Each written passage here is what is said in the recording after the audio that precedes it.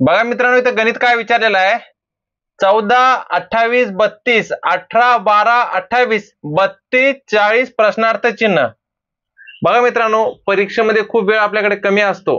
फक्त आपल्याला परीक्षेमध्ये जास्तीत जास्त जेवढं तुम्ही ट्रिक यूज करणार तेवढंच लवकर आपल्याला उत्तर भेटणार मित्रांनो. खूप सोपं गणित आहे. फक्त योग्य ट्रिक लावली तर लगेच आपलं उत्तर निघतं मित्रांनो. बघा आता त्यांनी इथं काय केलेलं आहे बघा, एकदम तुम्ही मांडणी जर बघितलं लगेच आपल्याला लक्षात येते मित्रांनो. या दोघांचे जर आपण गट पाडले 14 आणि 18, 28 आणि 12 आणि 32 आणि 28 चे जर आपण गट पाडले तर लगेच आपलं उत्तर भेटते मित्रांनो.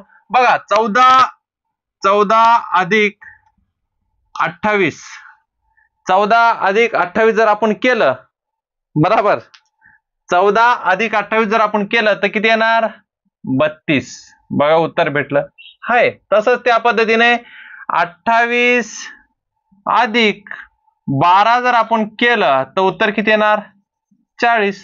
त्याचप्रमाणे 32 अधिक 28 जर आपण केलं, 32 अधिक 28 जर आपण केलं तर किती येणार उत्तर, 60.